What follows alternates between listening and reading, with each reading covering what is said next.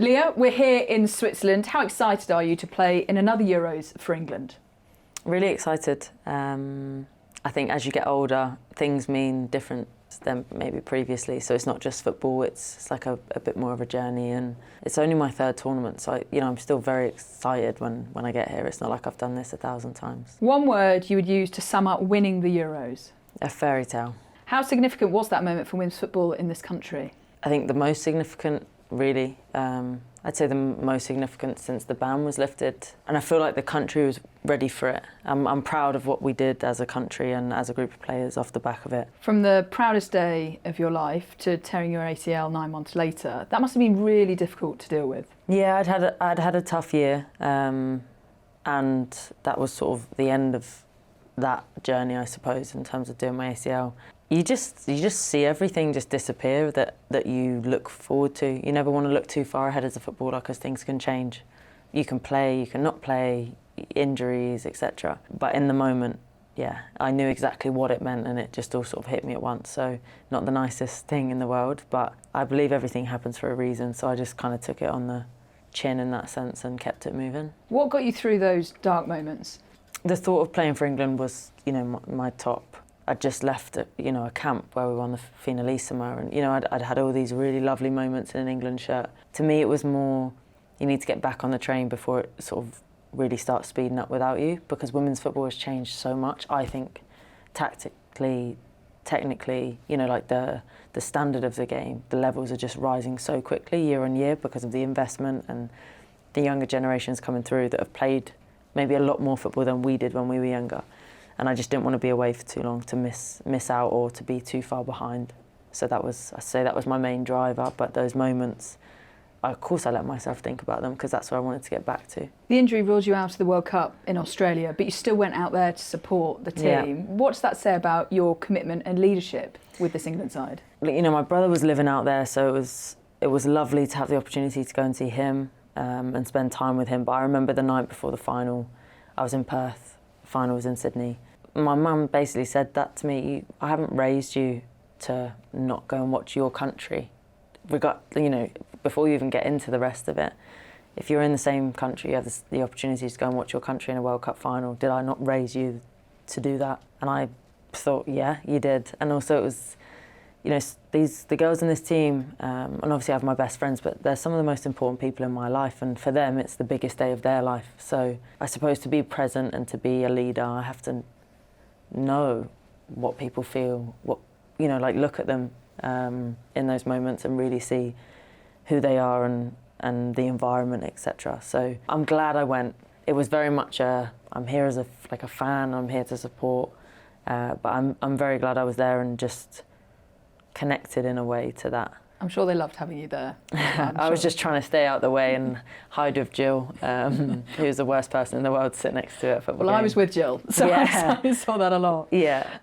Just going back to more recently, you scored on your 50th cap against South Africa, and judging by your celebration, that meant a lot to you. Yeah, because you don't know when those moments are going to come, and I hadn't scored since coming back from my ACL, and it's a ridiculous statement, people can go for years without scoring for different reasons, but it was kind of the one thing that was lingering. I'd made a return of this and I'd come back for England and I was playing for Arsenal, but to get that moment, I really do love playing for my country, and I want to be helping in any way I can. So yeah, it's a big moment, and with the girls as well, I think they knew how much that meant to me. How much did it mean winning the Champions League with Arsenal, a club that you've been with since you were 9 years old? Everything. I've said before, I feel ashamed at how quickly I used to answer the question, like trophy with England or trophy with Arsenal, because to win that Champions League was completed domestic football in terms of winning everything available, which is obviously an incredible thing to look back on. But the feeling that I had and being an Arsenal fan, that felt like a real me moment. The Euros is almost like, what have we done, and the scale of it, whereas that was something to really enjoy, and I felt like I'd come back to a place where I recognised myself as a footballer, and it didn't seem foreign to me anymore, which after doing your ACL is a real thing that you battle with. If you were to tell that 9-year-old Arsenal mascot that she'd go on to win the Champions League, yeah. What would she have said? That's one thing I always dreamed, and I know I did. When I my mum recalls conversations that I had with her about sort of stating things that I wanted to do and I believe that I could do. To let her know that she would eventually achieve that, I think she'd be so happy, you know. And just for Arsenal, I was brought up to understand like your love for a football club, as many of us in grew up British are. She'd be very happy. I can think of some words that aren't appropriate. Yeah. Where does winning the Champions League rank in your achievements then? I think nothing will ever touch the Euros and winning the Euros with England. It's much more of a circumstantial, almost like fate. You know, you don't get to choose where you're born, what country you're from, your teammates, the generation that you're part of, and then for it to be a home Euros and everything together was just the best thing in the world. That is the closest by the smallest of margins. But the Champions League for me feels like more of an achievement in terms of that's because of my choices. You know, I've chosen to spend my career at Arsenal, to commit to the club, to give everything I could. Much like I do for my country, but I don't have a choice to go anywhere else. So I think it's high up there, but like on a different level. How will being a Champions League winner benefit you in an England shirt now? I think confidence-wise, to know that you can put in a performance like that on a stage like that, to know how it feels, you know, to know how much you have to suffer, but what's available on the other end. They're all very, very good things to kind of just lock away and call on when you need them. But I think that competitiveness and that hunger and, you know, you win a trophy, you have a great party, and it's like then you're on to the next one, and this is the next one. So I'm fueled by it, I think.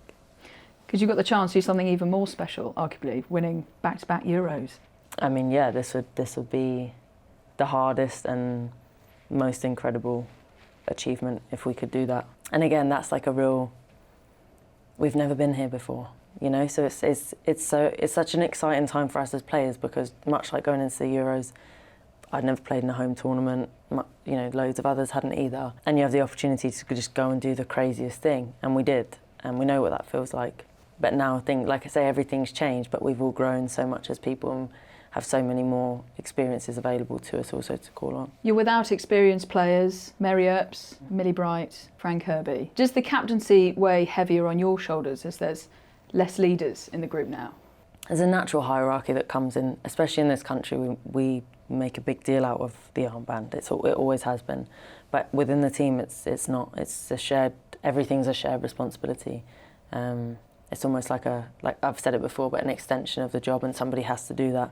And nowadays I'm the only one that can talk to a ref and, you know, stuff like that. That's obviously logistical, but in place of those girls that we don't have, somebody just steps up and somebody has to, and it's a completely different set of skills in terms of what that player offers and that player, but it hasn't changed much, which is a positive thing, I think. So you're confident you can adapt without them? Yeah. In terms of my role, that's what I mean. It's not been crazy. The players that have been here for a long time, you think I'm almost one of the least experienced of the experienced players, so I've never pretended to know or tried to dictate anything.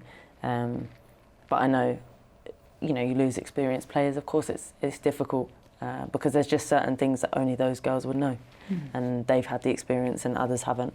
Much like myself, it's not like I'm even on their level. So yeah, it's obviously difficult losing them, but somebody just changes the dynamic and somebody else has to step up. It's a non-negotiable. You're in a team, somebody needs to step up and fill that role now. There's some brilliant young players, like you've spoken about, experiencing their first tournament with England. So how excited should England fans be?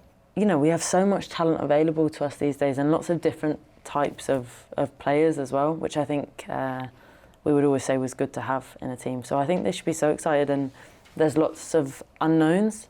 I'm intrigued. I don't know how certain people are going to play or what results are going to be like, or it's a new tournament, nothing's happened yet. So I'm excited to watch them and see them do well and see them sort of come into their own in that sense. So yeah, everyone should be excited. And finally, as a team, you know how to win this competition. So confident you can do it again? I think knowing how it's done is the best thing that you can ever have in your pocket, and knowing that you can draw on it whenever. I think confident, I don't know if I ever sort of go into that. It's more belief. I will always believe that we can. I know that we have the tools to. We take control of what we can, take care of what we can, and see what happens.